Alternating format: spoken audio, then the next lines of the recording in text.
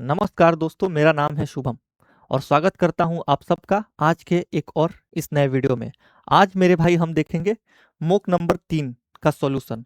अभी तक जो हमारा 2026 सीजीएल होने वाला है उसको लेकर के पंडित के प्लेटफॉर्म पे टोटल 3 प्रो मॉक हो चुके हैं। 2 का सॉल्यूशन मैंने दे दिया है। अगर आप जाइएगा मेरे चैनल पे और प्लेलिस्ट वाले सेक्शन में जाइएगा तो वहाँ पे 2026 सीजीएल करके और पंडित के नाम से मैंने एक प्लेलिस्ट ही बना दी है। उसमें जाकर के आप दोनों मुक का भी सॉल्यूशन देख सकते हैं। इसके अलावा ओलिव का भी आप सॉल्यूशन वहां पर जाकर के प्लेलिस्ट में देख सकते हैं। आज हम देखेंगे इसके तीसरे मुक का सॉल्यूशन। दोस्तों, मुक का जो ओवरऑल लेवल है वो काफ़ी अच्छा है। बहुत सारे क्वेश्चन ऐसे हैं जो काफ़ी कॉन्सेप्चुअली हैं और कॉन्सेप्चुअली क्वेश्चन करने से एक तो फायदा आपका ये होता है कि आपके कॉन्सेप्ट का रिवीजन हो जाता है और साथ ही साथ अगर इस मॉक के कुछ और क्वेश्चन पे आप नज़र डालिएगा तो वो थोड़े कैलकुलेटिव भी हैं। जैसा कि एडिक्विटी पैटर्न जब से आया है तो वो आप लोगों को पता ही होगा कि कैलकुलेटिव क्वेश्चन पे ज़्यादा जोर दे रहा है। तो यहाँ से आप लोगों को कैलकुलेशन भी सीखने को मिल जाएगा या फिर कैलकुलेशन पर भी आप लोगों को काम करने को मिल जाएगा। तो हम ये बोल सकते हैं कि ये मॉक काफ़ी अच्छा है। ठीक है, और एग्जाम ओरिएंटेड भी है। ऐसा भी नहीं है कि एग्जाम ओरिएंटेड नहीं है, कुछ और ही पूछ दिया गया है, बिल्कुल नहीं है। एग्जाम ओरिएंटेड मॉक है और इसको लगाने से बिल्कुल मैं ये बोल सकता हूँ कि आपके प्रिपरेशन में फ़ायदा ये पूरी तरीके से पहुँचाएगा। तो चलिए बिना किसी देरी के हम चलते हैं पहले क्वेश्चन पे। और मैं ये एक और चीज़ यहाँ पे बोल दूँ कि यहाँ पे जो भी मैं सॉल्यूशन दूंगा दोस्तों, ठीक है ना, आप किसी भी वीडियो को उठा करके देख लो, आप मेरा सॉल्यूशन रखो उसी क्वेश्चन का और किसी और टीचर का, और आप कंपेयर करके देख लो कि किसका किसका सॉल्यूशन कितना एग्जाम ओरिएंटेड है। ठीक है ना, ऐसे नहीं मैं बोल रहा हूँ कि खुद से खुद की तारीफ कर रहा हूँ, ये मैं आप लोगों को बोल रहा हूँ कि आप लोग जाकर के एक बार चेक कर लो। ठीक है, चलते हैं हम सॉल्यूशन देखते हैं। पहला क्वेश्चन है कि एक डीलर अपना माल क्रयमूल्य पर 10% की हानि पर बेचता है, लेकिन वह वास्तविक वजन से मेरे भाई 25% कम वजन का उपयोग करता है। उसका वास्तविक लाभ या हानि प्रतिशत हमसे पूछ रहा है। देखो, हम यहाँ पे अगर देखें तो सीपी और एमपी या फिर सॉरी सीपी और एसपी का रेशियो क्या होगा। देखो, 10% की हानि यानी कि 10% का जो फ्रैक्शनल वैल्यू होता है वो 1/10 होता है। यानी कि अगर 10 का सामान है ना मेरे भाई, 10 का सामान है तो वो 9 में बेच रहा है। और यहाँ पे दे रहा है कि 25% कम वजन का उपयोग कर रहा है। 25% का मतलब होता है मेरे भाई 1/4। ठीक है ना, 1/4 यानी वजन जिसको वो बेच रहा है उसको दिखा रहा है कि मैं आपको 4 दे रहा हूँ, लेकिन एक्चुअली में वो 3 ही दे रहा है। ठीक है ना, एक्चुअल में वो 4 से 1 यूनिट कम 3 ही दे रहा है। अगर हम यहाँ से इसको सॉल्व करें मेरे भाई, अगर हम यहाँ से इसको सॉल्व करें तो 3 इसको काटेगा 3 बार में। अगर हम यहाँ देखें तो 10 और 4 तियां 12, कितने का फायदा हुआ? 2 यूनिट का। कितने पे मेरे भाई? 10 पे। 2/10 मतलब 1/5, और 1/5 जो फ्रैक्शन है इसका परसेंटेज में मान होता है 20%। यहाँ एसपी सीपी से ज्यादा है तो जो 20% है ना वो प्रॉफिट है, जो कि ऑप्शन ए है, जो कि मेरे भाई ऑप्शन ए है। राम और राम की औसत मासिक आय, ठीक है, 12,000 है और उसके भाई कृष्ण की औसत मासिक आय 8,000 है। राम और कृष्ण दोनों की संयुक्त वार्षिक आय हमसे पूछा जा रहा है। ठीक है दोस्त, अब देखो, अगर हम यहां से देखें तो एक महीने में दोनों कितना कमा ले रहे हैं? 12 और 8 20,000। मेरे भाई 20,000 रुपया वो कमा ले रहे हैं। ठीक है ना, एक महीने में। हमसे पूछा जा रहा है कि दोनों की संयुक्त वार्षिक आय एक वर्ष में कितने महीना होता है? 12 महीना। तो जब आप इस यहाँ पे 12 से मल्टीप्लाई करोगे तो ये कितना होगा? 12 दूनी 24, और 24 पे मेरे भाई 3 4 0, यानी कि 2,40,000। मेरे भाई 2,40,000 ऑप्शन डी हमारा सही उत्तर होगा। एक स्टार्टअप में 3 भागीदार है। ए ने कुल पूंजी का 50% लगाया और शेष राशि मेरे भाई बी ने लगाई। सी बाद में शामिल हुआ और उसे ब्रांडिंग के लिए कुल लाभ का 20% देने का वादा किया गया। ठीक है ना, ब्रांडिंग के लिए, सिर्फ वो ब्रांडिंग के लिए उसको ही पैसे मिल रहे हैं। यदि कुल लाभ मेरे भाई 2,50,000 है यानी कि 2.5 लाख, तो हमसे बी का हिस्सा पूछ रहा है। देखो, जो प्रॉफिट होता है दोस्त, जो प्रॉफिट होता है वो किस पे डिपेंड करता है? इन्वेस्टमेंट इज टू टाइम पे। ठीक है ना, अगर हम यहाँ पे देखें तो ए और बी ही निवेश कर रहे हैं। ठीक है ना, ए और बी ही निवेश कर रहे हैं। सी को सिर्फ पैसे इसलिए मिल रहे हैं क्योंकि वो उसने उसको ब्रांडिंग पे ही उसको सिर्फ पैसे मिल रहे हैं। सी का यहाँ पे कोई निवेश नहीं है। तो अगर 50% ए निवेश कर दिया यानी कि 2 में से 1 निवेश कर दिया ए, तो बी कितना किया होगा? ये भी 50%, यानी कि दोनों बराबर ही निवेश किए हैं। अगर हम आगे देखें ठीक है ना, अगर हम आगे देखें तो ए ने कुल पूंजी का 50% लगाया और 2.5 लाख का फायदा हुआ है। ठीक है, समय का कोई यहाँ पे जिक्र नहीं है, यानी कि टाइम कांस्टेंट है। और जब टाइम कांस्टेंट हो गया ना, तो जो इनका प्रॉफिट बटेगा वो किस में बटेगा, वो इनके इन्वेस्टमेंट के रेशियो में बटेगा। तो यहाँ से अगर आप देखो तो 20% तो दे दिया गया सी को, 20% मेरे भाई दे दिया गया। यानी कि अगर हम ढाई, देखो अब जैसे 2.5 लाख है तो आप सिर्फ इसको 25 कंसिडर करो, ठीक है ना। 25 का मेरे भाई 1/5 दे दिया गया किसको, सी को। यानी कि 25 का 1/5 कर दे तो ये 5 आया, बचा कितना 20। 20 में अगर हम ए और बी को बराबर बराबर बांटें तो इसको भी 10 मिलेगा और इसको भी 10 मिलेगा। यानी कि जो भी हमारा आंसर आएगा वो 10 के फॉर्म में आएगा। यानी कि 10 पे आप यहाँ पे अगर आप 4 जीरो काटे हो तो यहाँ पे 4 जीरो आप बैठा दो, 1 2 3 4, ठीक है ना। यानी कि बी का हिस्सा भी इतना ही होगा, 1-1 लाख। ऑप्शन बी, ए को भी 1 लाख मिलेगा और इसको भी 1 लाख मिलेगा, ठीक है ना। तो यह रहा हमारा ऑप्शन बी। 8,000 की राशि 16% वार्षिक दर से चक्रवृद्धि ब्याज पर दी गई है, तो 6 महीने का चक्रवृद्धि ब्याज कितना होगा। देखो इस टाइप के क्वेश्चन में आप ऐसे भी कर सकते हो, ऐसे क्वेश्चन में आप जो रेट निकालोगे ना, जो इफेक्टिव रेट होगा दोस्त, वो इतना कॉम्प्लिकेटेड है कि जब आप उस पर सक्सेसिव लगाओगे तो कभी भी इंटीजर में वैल्यू आ ही नहीं सकता है। ये डायरेक्ट आप बोल सकते हो कि ऑप्शन बी, क्योंकि ये इंटीजर में नहीं है। अगर आप कैलकुलेट भी करोगे तो वहीं पे पहुंचोगे।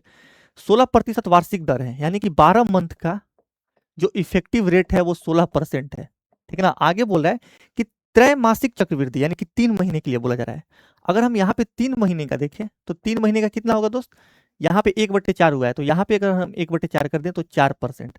और हमसे पूछा जा रहा है कि 6 महीनों के लिए। अब 3 मंथ में अगर 4% लग रहा है तो 6 मंथ में 3 मंथ 2 बार आता है, यानी कि 4% पे आपको 2 बार सक्सेसिव लगाना पड़ेगा। तो इफेक्टिव रेट कितना होगा, 4% प्लस 4%, 8%। और 4 × 4/100 करोगे यानी कि 0.16, इतना आपका ब्याज मिलेगा। 8.16% का क्या मिलेगा आपको, ब्याज मिलेगा। आपका प्रिंसिपल कितना है, 8,000। 8,000 का अगर हम 8.16/100 करें तो ये हमारा कितना निकल करके आएगा, 2 जीरो से मेरे भाई, 2 जीरो, ठीक है ना। 816 को अगर 8 से आप मल्टीप्लाई करोगे तो 8 × 8 होता है 6400 और 16 × 8 होता है 128, यानी कि 6528 करके आएगा हमारा। 6500 मेरे भाई 28, 6528। ये 1 जीरो 1 पॉइंट को हटाएगा, यानी कि हम बोल सकते हैं कि 1 अंक बाद ही हमारा दशमलव लगेगा, जो कि है ऑप्शन बी। लेकिन ऐसे क्वेश्चन में आप खुद से भी ये सोच सकते हो कि जो आपका जो कॉमन सेंस है यही बोल सकता है कि इस टाइप के क्वेश्चन में कभी हमारा जो इंटीजर होता है वो ऑप्शन नहीं होता है। ए बी की तुलना में 3 गुना कुशल है, ए और बी। अगर बी 1 यूनिट कुशल है ना तो ये 3 यूनिट कुशल है। आगे बोल जाए दोनों मिलकर किसी कार्य को 36 दिनों में पूरा कर सकते हैं। मेरे भाई जब दोनों मिलकर के 36 दिनों में पूरा कर रहे हैं तो टोटल वर्क कितना होगा, 36 गुने 3 + 1 4। हमसे पूछा जा रहा है कि बी अकेला कितने दिनों में ये काम करेगा। बी का इफिशियंसी कितना है मेरे भाई, 1 यूनिट। तो 36 × 4 होता है 144, 144 यूनिट काम एक के इफिशियंसी से बी 144 दिन में पूरा करेगा। एक आयत का अर्ध परिमाप 130 है, 130 सेंटीमीटर है। उसकी भुजाएं 8:5 के अनुपात में है। उस वर्ग के विकर्ण की लंबाई ज्ञात कीजिए जिसका क्षेत्रफल उस आयत के क्षेत्रफल के बराबर है। ठीक है, विकर्ण की लंबाई हमसे पूछ रहा है। देखो आयत का जो पेरीमीटर होता है वो क्या होता है, 2:l+b। यानी कि अगर हम अर्ध परिमाप पे नजर डालें तो वो सिर्फ l+b होगा। l+b कितना यूनिट होगा, यहां से अगर हम देखें तो 8 + 5 13 यूनिट। 13 यूनिट का मेरे भाई मान है कितना, 13 यूनिट का मान है 130, यानी कि 10 गुना। तो जो हमारा लेंथ होगा यानी कि 8 यूनिट, 8 का 10 गुना 80, और जो ब्रेथ होगा वो 5 का 10 गुना यानी कि 50। ये हमारा क्या हो गया, ये हमारा लेंथ और ब्रेथ हो गया। आगे अगर हम देखें तो हमसे पूछा जा रहा है कि इसका जो क्षेत्रफल है वो वर्ग के क्षेत्रफल के बराबर है। वर्ग का क्षेत्रफल जो होता है, अगर हम विकर्ण के रूप में वर्ग का क्षेत्रफल लिखना चाहें तो कितना हम लिख सकते हैं, d², यानी कि विकर्ण का स्क्वायर बटे में 2। और अगर हम इसका क्षेत्रफल देखें, आयत के क्षेत्रफल, तो 80 × 50 करेंगे हम तो कितना आएगा, आप इसको 8 × 5 = 40, 40 पे 2 जीरो लगा लो, ठीक है ना। तो जो आपका d² आएगा मेरे भाई वो कितना आएगा, 8000, ठीक है, 8000। तो जो d होगा वो √8,000 होगा। अब आप इसको निकालो मत, ऑप्शन से देख लो ना कि किस में 8,000 का फॉर्म बन रहा है। आप साफ साफ देख सकते हो कि 40 जब अंदर जाएगा तो 1600, और 1600 को जब आप 5 से मल्टीप्लाई करोगे तो 8000 बनेगा। Option D. अब ऐसा नहीं है कि इसको दो दो करके आप निकालो बाहर, तो उसमें टाइम लग जाएगा। आप यहीं से देख सकते हो कि 8000, यानी कि सबको एक बार अंदर भेजो और देख लो कि किसमें 8000 का फॉर्म बन रहा है, जो कि है ऑप्शन डी। 40 को अंदर भेजोगे तो 40 का स्क्वायर 1600, और 1600 को 5 से मल्टीप्लाई करोगे तो 8000 आएगा। और अगर ये आपको सेशन मेरे भाई अच्छा लग रहा है तो आप प्लीज इसको लाइक कीजिए और सब्सक्राइब कीजिए और शेयर भी कीजिए, ताकि मैक्सिमम लोगों तक इसका फायदा पहुंचे। ठीक है दोस्तों, अब हम चलते हैं नेक्स्ट क्वेश्चन पे। 80 लाख की एक शैक्षिक निधि 8% वार्षिक साधारण ब्याज अर्जित करती है। इस वार्षिक ब्याज से 3 छात्रवृत्तियां प्रदान की जाती है। यदि पहली और तीसरी छात्रवृत्तियां क्रमशः 2 लाख और 1,40,000 है, तो दूसरी छात्रवृत्ति का हमसे मूल्य पूछा रहा है। ठीक है ना। देखो, अब आप ऐसे क्वेश्चन में क्या करो कि जो एक्स्ट्रा जीरो है, जिनका कोई मतलब नहीं, उनको हटा दो। देखो यहां से अगर हम देखें तो 4 जीरो मैक्सिमम हम हटा सकते हैं। इसमें से भी अगर हम 4 जीरो हटा दें तो ये 200 क्या बचेगा, सिर्फ 20 बचेगा। और इसमें से अगर हम 4 जीरो हटा दें तो इसका बचेगा सिर्फ 800। देखो 800 का अगर हम 8% देखें तो कितना होगा, 800 का 8% होगा मेरे भाई 64। ठीक है ना। इसी 64 रुपए को बांटना है, क्योंकि जो ब्याज मिल रहा है उसी को बांट रहा है। पहली और तीसरी छात्रवृत्ति अगर हम देखें तो पहली छात्रवृत्ति 20 हो गया, 20 यूनिट। तीसरी अगर हम देखें मेरे भाई तो 14 हो गया। 20 और 14 34, टोटल है 64। तो 64 में से अगर आप 34 घटा दो तो ये बचेगा कितना, 30। यानी कि जो भी हमारा आंसर होगा वो 30 पे 4 जीरो होगा। 30 पे 4 जीरो, ऑप्शन बी है। मीटर की दौड़ में ए बी को 18 मीटर या 4 सेकंड से हरा देता है। बी द्वारा पूरी दौड़ को अ, दौड़ की दूरी तय करने में लिया गया समय ज्ञात कीजिए। ठीक है ना, अप्रोक्स में हमसे पूछा था। देखो ए बी को 18 मीटर से हरा रहा है या 4 सेकंड से हरा रहा है। इसका मतलब है कि जो बी है ना वो 4 सेकंड में 18 मीटर की दूरी तय कर रही है। मेरे भाई 4 सेकंड में 18 मीटर की दूरी तय कर रही है, यानी आप ऐसे भी बोल सकते हो कि 18 मीटर की दूरी 4 सेकंड में तय कर रहा है बी। तो अगर हम पूछ दे आपसे कि 240 कितने सेकंड में तय करेगी, यही तो हमसे पूछ रहा है। अगर हम इसको सॉल्व करेंगे मेरे भाई, जब हम इसको सॉल्व करेंगे तो आप इसको काटो किससे, आप इसको काटो 3 से। 3 छिक्का 18, और 3 से इसको काटोगे तो 80। ठीक है, ये 2 और ये 3, यानी कि 80 दूनी 160, 160 बट्टे में 3, 160 बट्टे में 3 आप बोल सकते हो कि अप्रोक्स में आपका 53 सेकंड के आसपास आएगा। 53 तिया होता है 159। ठीक है, 53.33 सेकंड ऐसे करके आएगा। ठीक है ना, यानी कि ऑप्शन डी आपका आंसर हो जाएगा। एक प्रिज्म का आधार एक आयत है, बढ़िया, जिसकी लंबाई उसकी चौड़ाई के 2 गुनी है। आधार का परिमाप 36 सेंटीमीटर और प्रिज्म की ऊंचाई पहली परत में 16 सेंटीमीटर से लेकर के चौथी परत में 10 सेंटीमीटर तक समानांतर श्रेणी में घटती जाती है। तो प्रिज्म का कुल आयतन ज्ञात कीजिए। देखो प्रिज्म जो होता है एक सिमेट्रिकल फिगर होता है, और किसी भी दुनिया के किसी भी सिमेट्रिकल फिगर का दोस्त जो आयतन होता है वो बेस का एरिया इज टू हाइट होता है। अब देखो अगर हम यहां से देखें तो बोल रहे हैं कि जिसकी लंबाई उसकी चौड़ाई की दुगनी है, आधार का परिमाप अगर 36 सेंटीमीटर है। मेरे भाई आधार का परिमाप 36 सेंटीमीटर है, तो अर्ध परिमाप यानी कि एल प्लस बी कितना होगा, 18। ठीक है ना। और हमसे बोला जा रहा है कि जो लंबाई है चौड़ाई का 2 गुना है, तो अगर हम एल को यहाँ पे 12 ले लें, अरे ठीक है, एल प्लस बी कितना होगा मेरे भाई 18 होगा। अगर हम एल को 12 ले लें और बी को 6 ले लें, तो वो जो हमारा इक्वेशन है जिसमें बोला जा रहा है कि लंबाई चौड़ाई का 2 गुना है, वो भी सेटिस्फाइड हो गया। बढ़िया। अब यहां से आइए, अगर हम यहाँ पे देखें इसका अ, आधार का क्षेत्रफल तो कितना होगा, 12 गुने 6 72। ठीक है ना। आधार का क्षेत्रफल गुने ऊंचाई होता है, लेकिन ऊंचाई आपसे बोला जा रहा है क्वेश्चन में कि 16 सेंटीमीटर से लेकर चौथी परत में 10 सेंटीमीटर तक समानांतर श्रेणी में घटते जाती है। यानी कि अगर हम देखें तो पहले 16 सेंटीमीटर, फिर कितना रहा होगा 12 सेंटीमीटर ऊंचाई, फिर 14 और फिर 10। ठीक है दोस्त, अब इसको आपको कैलकुलेट करना है क्योंकि ये हाइट है। ठीक है ना। अगर हम हाइट देखें मेरे भाई तो 72 गुने, आप देखो यहां से यूनिट डिजिट से जा सकते हो। ठीक है, यूनिट डिजिट से जा सकते हो। 6 2 8, 8 4 12, और 12 में अगर 10 जोड़ोगे तो जो भी यूनिट डिजिट होगा वो 2 आएगा। और मेरे भाई एक संख्या है जिसके यूनिट डिजिट पे 2 है और उसको आप 72 से मल्टीप्लाई कर रहे हो, तो कितना आएगा यूनिट डिजिट पे, यहाँ पे 4 आएगा, क्योंकि 72 की यूनिट डिजिट पे 2 है, 2 गुने 2 4। यानी आंसर वो ऑप्शन होगा जिसके यूनिट डिजिट पे मेरे भाई 4 हो, ऑप्शन बी। एक कंप्यूटर 96,875 में बेचा गया जिसमें 38% की छूट दी गई है। उस कंप्यूटर का अंकित मूल्य क्या था? और 38% की अगर छूट दी गई है तो कितने में बेचा गया होगा? 62% में। मेरे भाई 62% का जो वैल्यू है वो है 96,875। ठीक है ना। हमसे पूछा जा रहा है कि अंकित मूल्य क्या है, यानी कि 100% का वैल्यू हमसे पूछा जा रहा है। 100% का वैल्यू आपको इसको कैलकुलेट करना पड़ेगा। देखो, जब आप इसको कैलकुलेट करोगे तो परसेंटेज से परसेंटेज काटो, ये 50 और ये 31। अब आप खुद से सोचो कि जब आप मल्टीप्लाई करके 31 से काटोगे और सारे आंसर इंटीजर में आ रहे हैं तो यहाँ पे एक जीरो है, यानी कि आंसर जो होगा ना उसमें सिर्फ एक ही जीरो होगा। क्यों? क्योंकि ये वाला एक जीरो को काटने नीचे, इस एक जीरो को काटने के लिए नीचे कोई संख्या नहीं है और ऊपर भी हमारा एक जीरो से ज्यादा अब मतलब बनेगा नहीं। इसका मतलब कि हम बोल सकते हैं कि जो भी हमारा आंसर आएगा उसमें सिर्फ एक ही जीरो होगा। और अगर हम एक ही जीरो देखें तो ऑप्शन सी और ऑप्शन डी कट जाएगा। अब देखो, अगर हम इसको देखें तो 7 5 12, 12 8 20, 20 6 26, यानी ऊपर वाला जो है ना वो 9 या 3 का मल्टीपल नहीं है, यानी हमारा जो आंसर होगा ना वो भी 9 या 3 का मल्टीपल नहीं होगा। अगर आप कैलकुलेट करके देखोगे तो 5 2 7 6 13, 5 18 1 19, ये 3 का या 9 का मल्टीपल नहीं है। 7 5 12 6 18, 5 1 6, ये 3 का मल्टीपल है, ये कट जाएगा, बचेगा सिर्फ ऑप्शन बी। ऐसे भी आप कैलकुलेशन टैकल कर सकते हैं।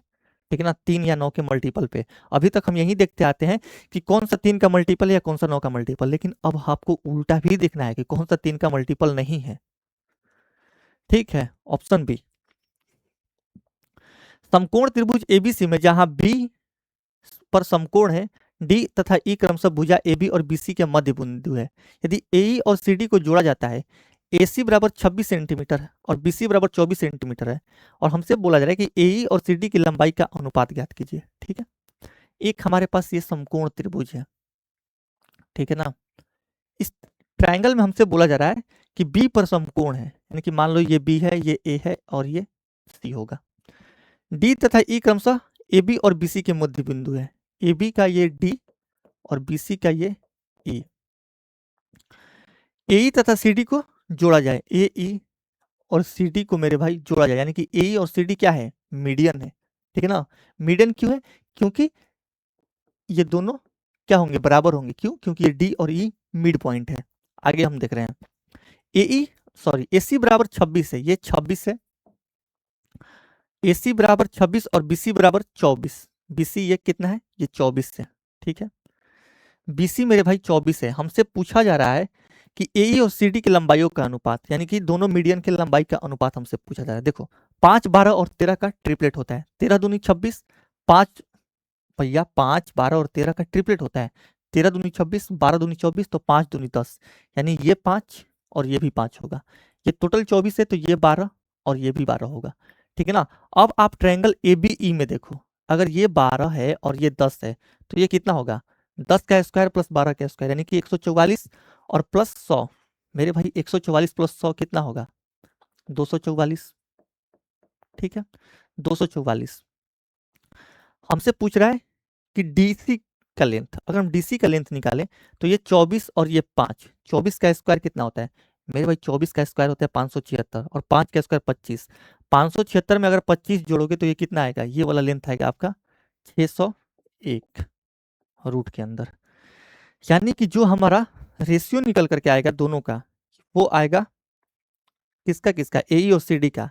ए ई का आएगा 4 गुनी इसको 61 लिख सकते हैं, यानी कि ये 2 रूट 61, रेशियो 601। 601 ऑप्शन सी, ये रूट के अंदर होगा। इजी क्वेश्चन था।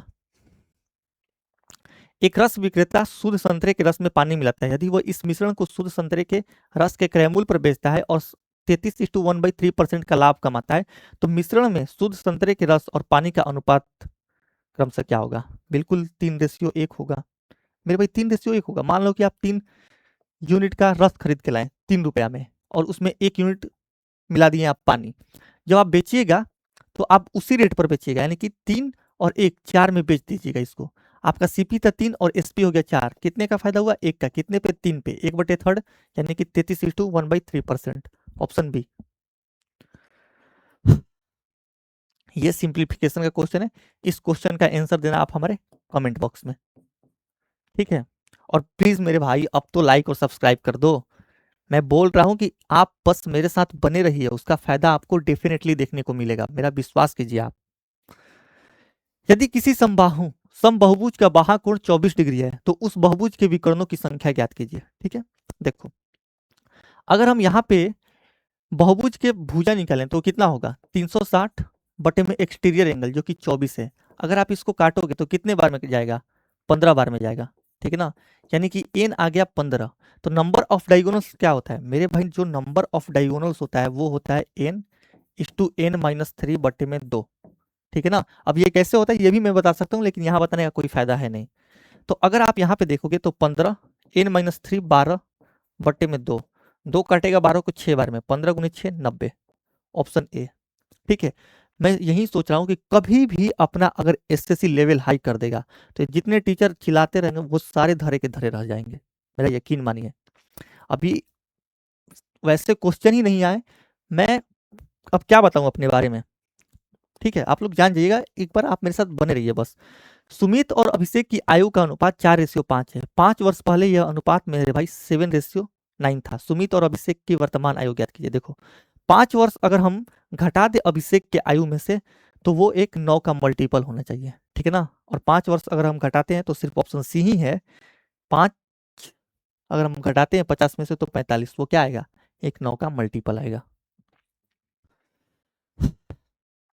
यदि एल बी तथा पी क्रमशः किसी आयत की लंबाई चौड़ाई और परिमाप है तथा बी एल और पी ज्यामितीय श्रेणी में है यानी कि जीपी में है, तो हमसे पूछ रहा है एल और बी का मान, एल बटे बी यानी कि एल रेशियो बी हमसे पूछ रहा है।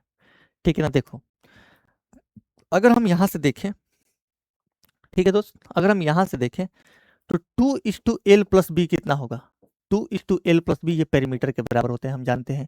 और हम यहाँ पे जानते हैं कि इसका ज्योमेट्रिक मीन कितना होगा, एल, एल का स्क्वायर अगर हम करेंगे मेरे भाई, एल का स्क्वायर हम कर दें तो ये कितना आएगा, B/P, B/P।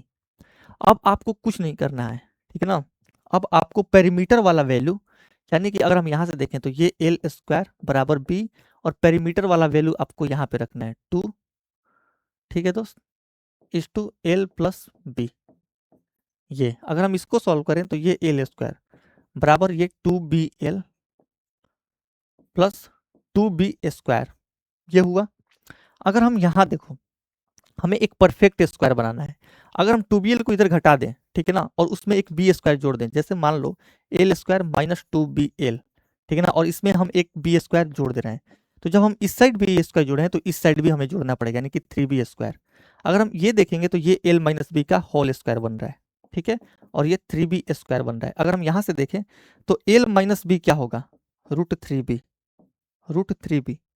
हमें एल और बी का अनुपात निकालना है, यानी कि हमें बी को एक साइड ले जाना पड़ेगा। एल बराबर कितना होगा मेरे भाई, √3B प्लस बी। अगर आप यहाँ से बी कॉमन ले लोगे मेरे भाई, अगर आप यहाँ से बी कॉमन ले लोगे तो ये बचेगा √3 प्लस 1। हमसे क्या पूछ रहा है, एल और बी का अनुपात, यानी कि एल बटे में बी, √3 प्लस 1 बटे में 1, ऑप्शन सी। ठीक है, ऑप्शन सी हमारा सही उत्तर होगा। यदि किसी संख्या का 40% उसके 60% से 30 कम है, मान लो 40% किसी संख्या के उसी संख्या के 60% से 30 कम है, यानी कि 40 और 60 का डिफरेंस कितना है, 20%, यानी कि 20% का वैल्यू 30 है। हमसे पूछ रहा है कि 30% उस संख्या का कितना होगा। ठीक है ना, अब आप देखो एक जीरो और एक जीरो ये काट दो, परसेंटेज और परसेंटेज काट दो, 2 का वैल्यू 30 यानी कि 15 गुना, तो 3 का 15 गुना 45, ऑप्शन सी। अब ये क्वेश्चन हमें सॉल्व करना है। अगर हम इस साइड देखें और x से सबको भाग दे करके देखें तो ये कितना है, x प्लस 1/x प्लस 3√2, और बट्टे में अगर हम यहाँ देखें मेरे भाई तो x माइनस 1 बटे में x प्लस में यहाँ पे 3, यानी कि हमें x प्लस 1/x और x माइनस 1/x निकालना पड़ेगा। ठीक ना, दोनों अगर हम निकाले यहाँ से तो दोस्त अगर आप यहाँ पे सबको x स्क्वायर से भाग दोगे तो ये कितना होगा, x square plus 1/x square बराबर 6। ठीक है, x square plus 1/x square अगर 6 है और हमें x प्लस 1/x के पास जाना है, ठीक है ना, एक्स स्क्वायर प्लस 1/x² से अगर हमें x प्लस 1/x के पास जाना है तो क्या करेंगे हम, 6 में 2 जोड़ेंगे 8 और 8 का स्क्वायर रूट लेंगे यानी कि रूट 8 को हम क्या लिख सकते हैं, 2√2। ठीक है, और अगर हम x माइनस 1/x के पास जाए मेरे भाई तो वो कितना होगा, आपको 6 में से 2 घटाना पड़ेगा 4 और 4 का स्क्वायर रूट यानी कि 2 लिखना पड़ेगा यहाँ पे। अब आप यहाँ पे रख दो, अब आप मेरे भाई यहाँ पे रखो x प्लस 1/x 2√2 और ये 3√2। अरे भैया ये 2√2 है और ये 3√2 यानी कि 5√2। और अगर हम यहाँ पे देखें तो x माइनस 1/x 2 है और 2 प्लस 3 5, 5 से 5 कैंसिल होगा, बचेगा सिर्फ √2। ऑप्शन सी, ऑप्शन सी हमारा सही उत्तर होगा। ऐसा क्वेश्चन नहीं है कि एक बार में देख करके हो जाएगा, हर क्वेश्चन में आपको यहाँ पे सॉल्व करना ही पड़ेगा, ये इस बार का मुक ऐसा है। ठीक है दोस्त, अब हम चलते हैं नेक्स्ट क्वेश्चन पे। एक ठोस गोला एक घन के भीतर इस प्रकार रखा गया है कि वो घन के सभी 6 फलकों को स्पर्श करता है। घन के कुल आयतन का कितने प्रतिशत भाग उस गोले द्वारा घिरा हुआ है। मान लो ये हमारे पास एक घन है, ठीक है ना, और घन के अंदर में हम गोला एक ऐसे रख रहे हैं कि ये गोला इसके सारे सतह को स्पर्श कर रहा है। अब देखो, अगर हम मान लेते हैं कि इस गोले का त्रिज्या आर है मेरे भाई, तो इसका डबल घन का साइड होगा यानी कि ये कितना होगा, 2r। हमसे क्या पूछा जा रहा है कि घन के कुल आयतन का कितना प्रतिशत भाग गोले द्वारा घिरा हुआ है। ठीक है, घन का कुल आयतन कितना होता है मेरे भाई, भुजा का क्यू यानी कि 2r का अगर हम क्यू कर दें तो 8r क्यू। और अगर हम गोले का आयतन देखें तो वो कितना होता है, 4/3 पाई। ठीक है, 4/3 पाई r क्यू। ठीक है दोस्त, यही होता है। अब इसको हमें क्या करना है, सॉल्व करना है। RQ से आप RQ काटो, ठीक है ना, 4 दूनी 8, 22/7, पाई क्या होता है 22/7 यानी कि 22 ऊपर रहेगा और मेरे भाई अगर हम 7 ऊपर लाएंगे तो 17 के 21 दूनी 42, ये कितना आया 11 में मेरे भाई 21। अब 11 में 21 आप यहीं से देख करके बोल सकते हैं कि 21 का आधा होता है 10.5 यानी कि 50% से थोड़ा सा ज्यादा हमारा ऑप्शन जो होगा ना ज्यादा वही आंसर हो जाएगा। 50% से थोड़ा सा ज्यादा, ऑप्शन बी 54 के पास नहीं जाएगा। 480 मीटर लंबी एक एक्सप्रेस ट्रेन 1200 मीटर लंबे एक सुरंग को 48 सेकंड में पार करती है। ट्रेन की चाल किलोमीटर/आवर में 48 सेकंड में पार करती है। तो टोटल अगर हम यहाँ पे देखें तो देखो, इसको पार करने में इसको कितना टाइम लगेगा, या फिर अगर हम देखें तो 48, अरे भैया देखो 1200 और 480 1680, ठीक है, और इसको 48 सेकंड में पार कर रही है। यही ना हमसे पूछा जा रहा है किलोमीटर/आवर में हमारा चाल, यानी कि 18/5 से आपको यहाँ पे मल्टीप्लाई भी करना पड़ेगा। अब देखो, अब आप थोड़ा सा देखोगे यहाँ पे तो 8 से 14 1 15 और 8 4 12 यानी कि इसमें जो 3 आएगा ना इसमें के 3 को काट देगा, यानी कि जो 18 में 9 आ रहा है वो 9 तो रहेगा ही, यानी कि जो हमारा फाइनल ऑप्शन होगा वो एक 9 का मल्टीपल होगा, जो कि सिर्फ ऑप्शन डी है। 93√3 मीटर ऊंचे एक टावर के शीर्ष से किसी भवन के आधार की ओर अवनमन कोण 60 डिग्री है। ठीक है, 93√3 मीटर ऊंचे एक टावर के शीर्ष से किसी भवन के आधार, मान लो ये और ये, ठीक है, किसी भवन के आधार का अवनमन कोण, ठीक है ना, यानी कि अगर हम यहां से देखें तो ये मेरे भाई कितना है 60 डिग्री है, तो जब ये 60 डिग्री है तो ये भी 60 डिग्री होगा। तो टावर भवन से कितना दूरी पर स्थित है, यानी कि हमसे ये लेंथ पूछ रहा है। ठीक है मेरे भाई, ये 93√3 मीटर है। जब ये 93√3 मीटर है, अगर ये 60 ये 90 तो ये 30 होगा, यानी कि 60 के सामने जो साइड होता है वो 30 के सामने वाले साइड का √3 गुना होता है, यानी कि ये आपका सिर्फ 93 होगा, जो कि ऑप्शन ए है। इसको आपको सॉल्व करना है। देखो इस टाइप के क्वेश्चन में क्या करते हैं ना, आप दोनों ओर एक जोड़ दो। ठीक है दोस्त मेरे भाई, आप दोनों ओर एक जोड़ो। ठीक है, जैसे अगर मैं यहाँ पे मान लो कि यहाँ पे एक जोड़ रहा हूं, ठीक है मेरे भाई, जब मैं यहाँ पे दोनों ओर एक जोड़ूंगा तो यहाँ पे एक प्लस मिलाना पड़ेगा, और यहाँ पे था 5/8, 5/8 में अगर मैं एक जोड़ दूं तो ये कितना होगा 13/8, कितना होगा 13/8। अब इस टाइप के क्वेश्चन हम कैसे करते हैं, देखो आप यहाँ पे 2 लिखो और यहाँ पे लिखो x। अब देखो यहाँ पे प्लस कितना बार है मेरे भाई, प्लस अगर हम यहाँ पे देखें तो 1 2 3 और ये 1 4, यानी कि 4 बार आपको ऐड करना है। x में अगर हम 2 जोड़ें तो x प्लस 2, ठीक है।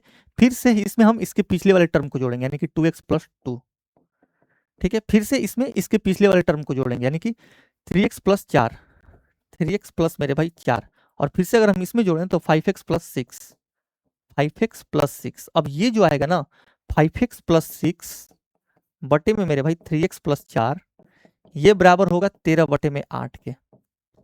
अब x का हम कौन सा मान लेंगे कि ये इक्वेशन सेटिस्फाइड हो जाएगा। अब x बराबर, जैसे हम a बराबर 4 उठाते हैं, 4 आप अगर यहाँ पे रखोगे तो 5 चौके 20, 6 26, ठीक है, ये आया 26, और 4 यहाँ पे रखोगे तो चलते हैं 12 4 16, 26 बटे में 16 आप 13 बटे में 8 के बराबर में ये आंसर आ जाएगा, यानी कि ऑप्शन ए हमारा 4 इस क्वेश्चन का आंसर होगा। एक समकोण त्रिभुज PQR एक वृत्त में अंकित है जिसका व्यास 12 सेंटीमीटर है। समकोण शीर्ष Q से कर्ण PR पर QS एक लंब खींचा गया है। यदि भुजा PQ की लंबाई 8 सेंटीमीटर है तो हमसे PS की लंबाई पूछा जा रहा है। मान लो ये एक सर्कल है, इसमें बोला जा रहा है कि जिसका व्यास 12 सेंटीमीटर है और Q पर समकोण है, यानी कि ये PQ है, ठीक है ना, Q पर समकोण है, इसका मतलब कि ये आपका R होगा, ठीक है। इसको हम मिला देते हैं मेरे भाई, ये 90 डिग्री हो जाएगा, ये Q। आगे बोल रहा है कि Q से कर्ण PR पर QS एक लंब खींचा गया है, मान लो ये एक लंब हो गया, ठीक है। यदि भुजा PQ की लंबाई 8 सेंटीमीटर है, ये 8 सेंटीमीटर है, ठीक है, ये टोटल 12 है, यानी कि ये 6 होगा और ये 6 होगा। हमसे पूछ रहा है कि खंड PS की लंबाई, अच्छा 12 है, माफ कीजिएगा, ठीक है ना, ये मीडियन नहीं है, लंब है। अगर ये 12 है और हमसे पूछ रहा है कि PS की लंबाई कितना होगा, PS क्या होगा, अगर हम यहाँ पे देखें तो PS गुने PR, टोटल PS गुने मेरे भाई PR कितना है 12, ये किसके बराबर में होगा, PQ के स्क्वायर के, यानी कि 8 का स्क्वायर 64 के। अगर हम यहाँ पे देखें तो PS कितना आएगा 64 बटे में 12, यानी कि 12 5 60, 12 3 36, 5.33 करके हमारा सही उत्तर होगा ऑप्शन सी। 6 अंकों वाली ऐसी कितनी संख्याएं बनाई जा सकती है जो 9 से विभाज्य है और जिनका पहला अंक 6 तथा तीसरा अंक 3 हो। देखो 6 अंकों की हमें संख्या बनानी है, 1 2 3 4 5 6। इसमें बोल रहा है कि 9 से विभाज्य जिनका पहला अंक 6 हो और मेरे भाई तीसरा अंक हमसे बोल रहा है कि तीसरा अंक 3 हो। तीसरा अंक अगर हम देखें तो 3 हो, इससे कोई फर्क नहीं पड़ता, आप यहाँ पे भी पहला अंक ले सकते हो और यहाँ पे भी तीसरा अंक ले सकते हो, क्योंकि हम जानते हैं कि 9 से वही संख्याएं डिविजिबल होती है जिनके अंकों का योग दोस्त क्या होता है 9 से डिविजिबल होता है। अब देखो अगर मान लो हम ये 6 और 3 ले लिए, तो अगर हम ये बचा हुआ 4 बॉक्स है ना, इसमें कुछ ऐसे संख्या भरना पड़ेगा जो 9 से डिविजिबल हो, और हम जानते हैं कि संख्याओं के अंकों का योग अगर 9 से डिविजिबल होता है तो वो संख्या भी 9 से डिविजिबल होता है। यानी कि अगर हम इसमें भरें तो हम अगर 4 ही बॉक्स ले लें, 1 2 3 4, तो हम क्या क्या भर सकते हैं, मान लो 0 0 0 9 भरे, 0 0 1 8 भरे, 0 0 2 7 भरे, और ऐसे करते करते हम 9 9 9 9 तक जाएंगे, ठीक है ना। यानी हमसे ये बोला जा रहा है कि 1 से लेकर के 9999 तक कितनी ऐसी संख्याएं हैं जो 9 से डिविजिबल है। तो उसके लिए हम क्या करेंगे मेरे भाई, उसके लिए हम करेंगे 9999 माइनस 9 बट्टे में जो यहाँ पे कॉमन डिफरेंस होगा वो भी 9 होगा, प्लस 1 इसलिए करेंगे क्योंकि यहाँ पे हम 9 भी ले सकते हैं। अगर हम इसको सॉल्व करें तो ये कितना होगा, ये मेरे भाई होगा 9 9 9 0, और 9 से जब हम इसको काटेंगे तो ये 1 1 1 0, 1 1 1 0 में, यानी कि 1110 में जब हम 1 जोड़ेंगे तो ये 1111 आएगा। अब देखो यहाँ पे अगर ये 6 है और ये 3 है, तो अगर हम सब में 0 0 भी भर दें तो हमारा ये एक संख्या जो आ रहा है ना, ये भी 9 से डिविजिबल हो रहा है, यानी कि एक संख्या इसमें हमें और ऐड करना पड़ेगा, यानी कि टोटल हम बोल सकते हैं कि 1112 ऐसी संख्याएं हैं जो 9 से डिविजिबल होगी, ऑप्शन सी। तो ये रहा आज के मॉक का सॉल्यूशन, और मैं ये उम्मीद करता हूँ कि आप लोगों को ये अच्छा लगा होगा, और ऐसे ही बस मेरे चैनल को सब्सक्राइब करके आप मेरे साथ बने रहिए, और भी जितने भी मॉक आएंगे मैं उसका सॉल्यूशन दूंगा, और वन शॉट के माध्यम से भी मेरे भाई मैं आप लोगों को वीडियो दूंगा जो कि आपके तैयारी में आप लोगों को काफ़ी फ़ायदा पहुँचाएगा।